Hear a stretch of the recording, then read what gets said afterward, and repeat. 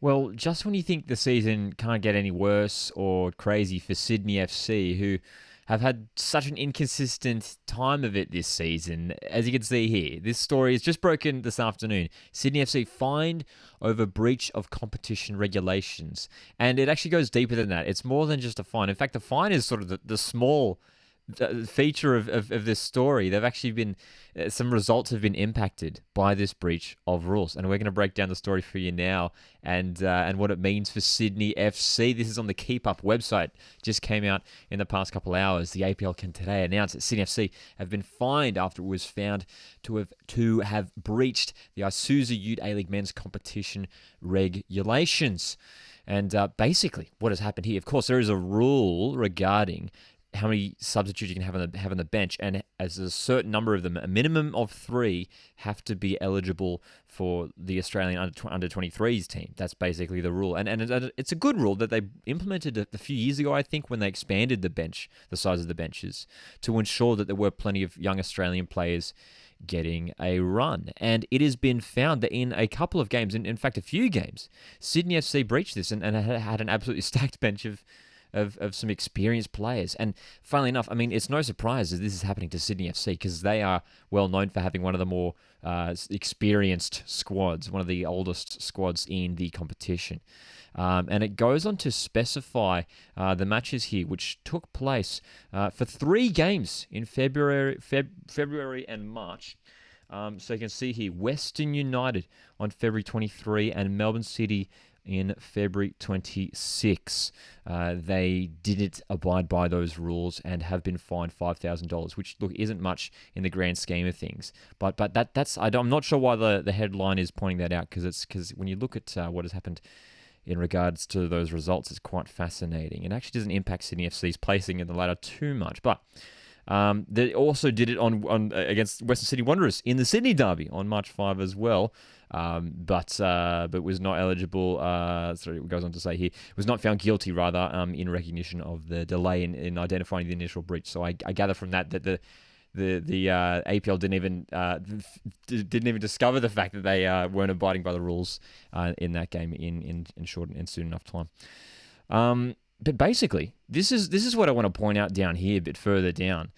In addition, under competition rules, the result in the games against West United and Melbourne City automatically become a 3-0 loss to Sydney FC. And this is pretty important, because this is, I mean, as far as my knowledge, the first time this sort of thing has happened in the A-League.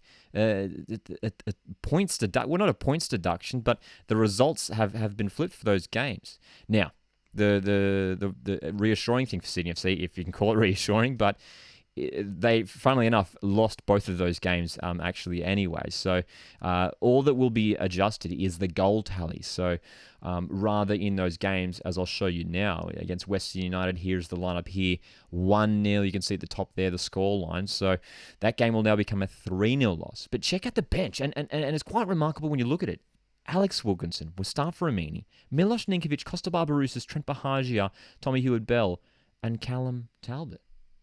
Wow, dude. I mean, when you look at how stacked that bench is, I mean, you can see West United have got the youngsters like Thea Harris and Milanovic. I mean, it's and again, if we might as well pull up the other one as well. This is the Melbourne City game. So you can see they lost this one 1-2. That will now become a 3-0 loss for Sydney FC.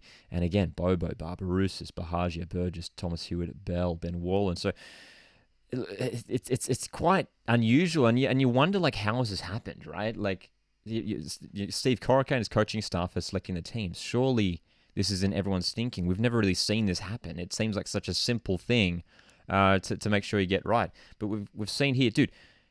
It would have been massive. It would have been massive if Sydney had points in those games. So if Sydney had won those games or drawn those games, I mean, they're already struggling at the moment. The fact that they're sitting precariously in the top 6, it looks like they're going to fall out this season.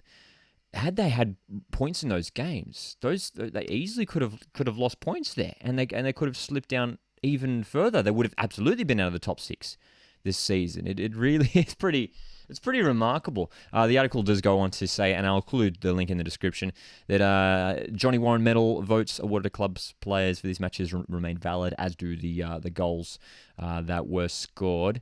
But yeah, man, dude, just like a weird story. It's sort of peak A-League, as we like to say, and something that me personally, I don't think I've ever had. I mean, let me know in the comments if this sort of thing has happened. But to my knowledge, it hasn't happened before, and I just imagine it'd be much bigger. It'd be a much bigger deal if Sydney FC were in a position where they had to hold on to points, and these breaches of competition regulations happened in games where they had 1 point. Imagine the scenes, man. Imagine the scenes. It would have been incredible. But anyway, it is already looking like a disappointing season for Sydney FC, who are on the brink of missing finals football for the first time in a long time. What do you guys make of this? It seems like such a simple thing to the simple thing to get right, and Sydney FC have got it wrong. And maybe does it go to show that Sydney FC do indeed, as a lot of people have been calling, Sydney fans more so than anyone else, that they need more youth in their squad. They're relying too much on those older, experienced players.